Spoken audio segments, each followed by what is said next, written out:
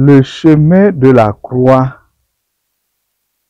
c'est un chemin que les chrétiens parcourent de façon symbolique pour représenter le chemin que Jésus lui-même a parcouru dans la souffrance pour notre salut. À travers le chemin de croix, les chrétiens veulent redécouvrir, revivre en eux ce chemin de souffrance et cela rappelle que nous avons du prix aux yeux de Dieu.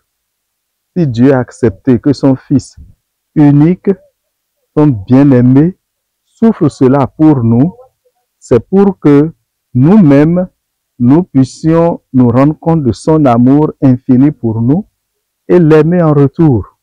Donc faire le chemin de croix, c'est une manière de dire à Dieu, je suis reconnaissant de ce que tu as fait pour moi et moi aussi, dans la mesure de mon possible, je voudrais me donner à toi. Je voudrais aussi vivre pour les autres comme Jésus a vécu et est mort et ressuscité pour moi. Donc voilà le sens et la portée que les chrétiens donnent au chemin de croix. Il y a 14 stations du chemin de croix. Mais il faut dire que, en vérité, depuis le début des chemins de croix, le nombre a varié entre 7 et 30. Ça dépendait un peu de chacun, de chaque spiritualité. Ce sont les pères franciscains qui ont beaucoup travaillé pour valoriser ce chemin de croix, cette dévotion-là. Donc actuellement, dans les églises, les stations sont au nombre de 14, c'est-à-dire 2 fois 7. Et on sait que pour les chrétiens, 7 c'est un nombre symbolique. Donc 2 fois 7, ça fait 14.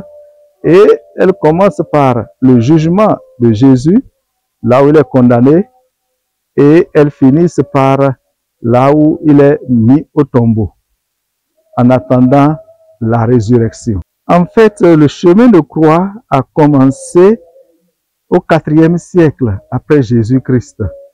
Parce que, comme vous devez le savoir, les 3 premiers siècles ont été des siècles de persécution dans l'Église.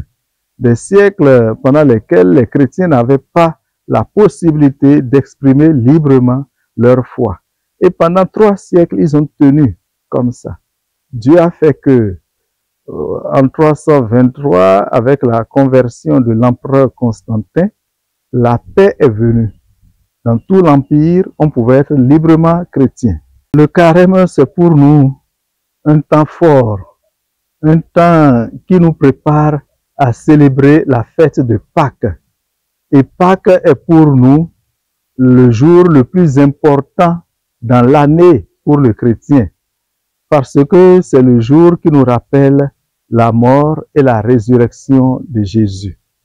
Cette mort et résurrection de Jésus est pour nous la garantie que nous sommes sauvés et que nous allons vaincre la mort.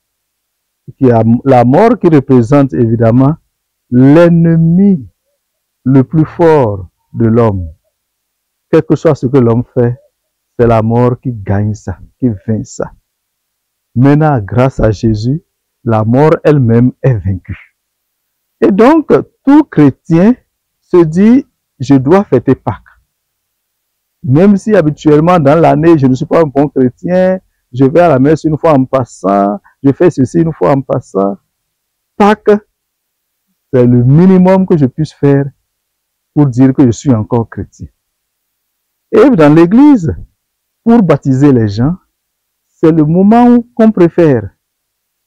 Les grands mystères qui font de quelqu'un un chrétien se déroulent à Pâques. La prière, c'est le premier pivot du carême. Donc, ce que je peux souhaiter à tous les chrétiens, c'est d'entendre ce message-là et d'essayer de le pratiquer, de le vivre dans leur vie pendant ce temps de carême. Et que Dieu bénisse tous les efforts que nous ferons, que Dieu fasse que chacun de nous vive un bon temps de carême et déjà entre dans la joie de la résurrection.